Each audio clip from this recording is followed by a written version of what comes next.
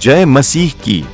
हमारे उद्धारकर्ता Jesus Christ के पवित्र और सामर्थी नाम में आप सभी भाइयों और बहनों को प्रेम भरा नमस्कार। प्रभु की असीम कृपा, दया और शांति आपके जीवन, परिवार और सेवकाई पर बनी रहे। जैसा कि लिखा है, धन्य है वे जो आत्मा में दीन हैं, क्योंकि स्वर्ग का राज्य उन्हीं का है। आइए हम अपने जीवन को परमेश्वर के वचन के अनुसार चलाएं, प्रेम, नम्रता और विश्वास में बढ़ते जाएं और संसार में प्रभु की ज्योति बनकर चमकें। परमेश्वर आपको हर परिस्थिति में सामर्थ्य दे, आपके मन को शांति से भर दे और आपके कदमों को सत्य और धर्म के मार्ग में स्थिर रखे। प्रभु यीशु का प्रेम आपके हृदय में बना रहे और पवित्र आत्मा आपकी अगुवाई करता रहे। आमीन। मन भी शुद्ध होना चाहिए। उन्होंने लोगों को समझाया कि केवल हत्या करना ही पाप नहीं है, बल्कि बिना कारण अपने भाई पर क्रोध करना भी गलत है। यदि कोई अपने भाई से बैर रखता है तो उसे पहले मेल करना चाहिए।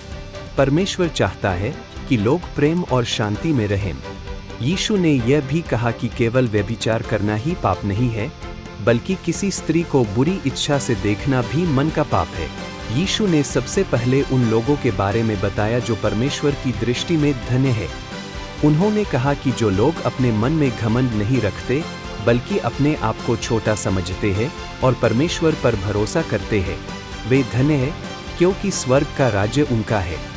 जो लोग दुखी है और रोते हैं, परमेश्वर उन्हें शांति देगा। जो लोग नम्र और शांत स्वभाव के हैं, वे पृथ्वी के अधिकारी होंगे।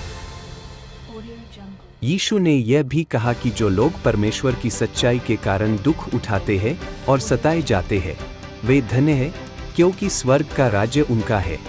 यदि लोग यीशु के कारण किसी का अपमान करें, बुरा बोले या झूठे दोष लगाए, तब भी उन्हें दुखी नहीं होना चाहिए। उन्हें खुश होना चाहिए, क्योंकि स्वर्ग में उनका बड़ा प्रतिफल है।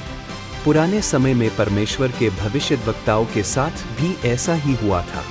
यीशु ने यह भी कहा कि जो लोग परमेश्वर की सच्चाई के कारण दुख उठाते हैं और सताए जाते हैं, वे धन्य हैं, क्योंकि स्वर्ग का राज्य उनका है। यदि लोग यीशु के कारण किसी का अपमान करें, बुरा बोले या झूठे दोष लगाए, तब भी उन्हें दुखी नहीं होना चाहिए। उन्हें खुश होना चाहिए, क्योंकि स्वर्ग में उनका बड़ा प्रतिफल है। पुराने समय में परमेश्वर के भविष्यद्वक्ताओं के साथ भी ऐसा ही हुआ था। यीशु ने यह भी कहा कि जो लोग परमेश्वर की सच्चाई के कारण दुख उठाते हैं और सताए जाते हैं, वे धन्य हैं, क्योंकि स्वर्ग का राज्य उनका है।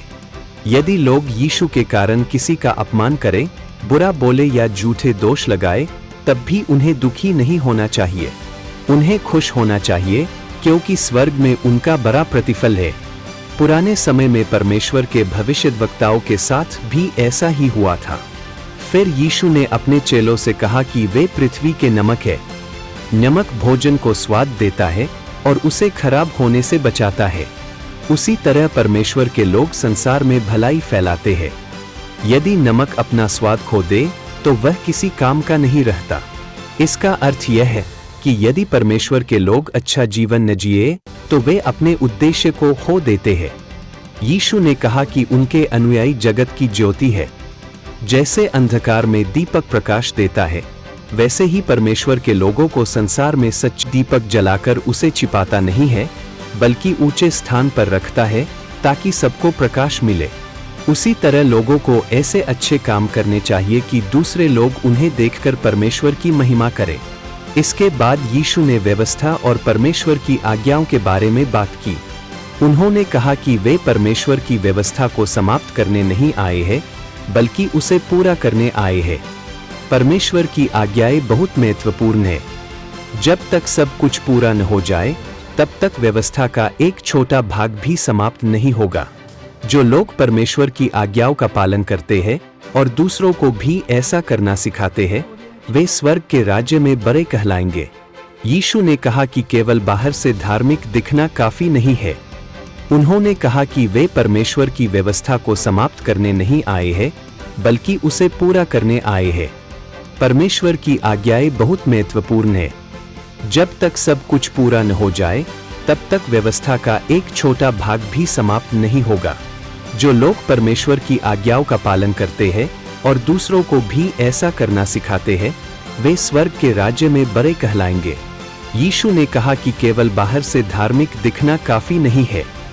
परमेश्वर केवल बाहरी कामों को नहीं बल्कि मन के विचारों को भी देखता है, इसलिए मन को शुद्ध रखना बहुत जरूरी है। उन्होंने लोगों को समझाया कि पाप से दूर रहना बहुत आवश्यक है।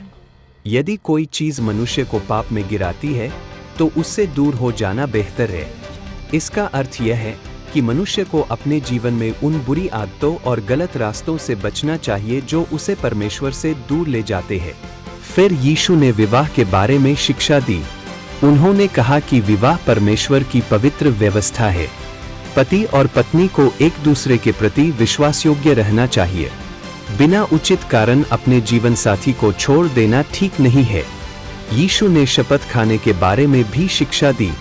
उस समय लोग अपनी बात को साबित करने के लिए तरह तरह की शपथ खाते थे, लेकिन यीशु ने कहा कि लोगों की बात इतनी सच्ची होनी चाहिए कि उन्हें शपथ खाने की जरूरत ही न पड़े। यदि बात हाँ है तो हाँ कहो, और यदि नहीं है तो नहीं कहो।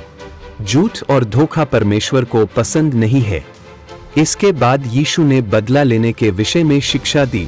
पुराने समय में कहा जाता था, आँख के बदले आँख और दांत के बदले दांत, लेकिन यीशु ने लोगों को एक ऊंचा मार्ग दिखाया। उन्होंने कहा कि बुराई का बदला बुराई से मत दो। यदि कोई तुम्हारे साथ बुरा व्यवहार करे तो तुम शांति और धैर्य से काम लो। उन्होंने कहा कि यदि कोई तुम्हारे दाहिने गाल पर थप्पड़ मारे तो दूसरा भी फेर दो। इसका अर्थ यह नहीं कि अन्याय को सही मान लो, बल्कि यह कि बदले की भावना न रखो। यदि कोई तुम्हारा वस्त्र लेना चाहे तो उससे झगड़ा मत करो।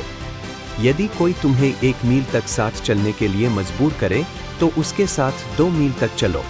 परमेश्वर चाहता है कि उसके लोग उदार और धैर्यवान हो। यीशु ने कहा कि यदि कोई तुमसे मांगे तो उसे दो। यदि कोई सहायता चाहता है तो उससे मुंह मत मोड़ो। परमेश्वर चाहता है कि लोग जरूरतमंदों की सहायता करें और दूसरों के प्रति दयालु बने। फिर यीशु ने सबसे महत्वपूर्ण शिक्षा में से एक दी। उन्होंने कहा कि केवल अपने मित्रों और अपने लोगों से प्रेम करना काफी नहीं है। उन्होंने कहा, अपने शत्रुओं से भी प्रेम करो। जो लोग तुम्हें सताते हैं उनके लिए भी प्रार्थना करो। यह शिक्षा उस समय लोगों के लिए बहुत कठिन थी, क्योंकि लोग अपने दुश्मनों से नफरत करते थे। लेकिन यीशु ने सिखाया कि परमेश्वर सब लोगों से प्रेम करता है।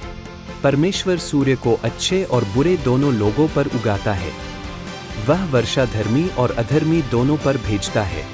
यदि कोई केवल उनसे प्रेम करे जो उससे प्रेम करते हैं, तो उसमें क्या विशेष बात है?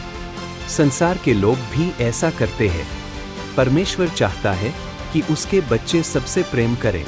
यीशु ने कहा कि यदि तुम केवल अपने मित्रों का अभिवादन करते हो तो तुम दूसरों से अलग क्या कर रहे हो? परमेश्वर के लोग अलग जीवन जीने के लिए बुलाए गए हैं।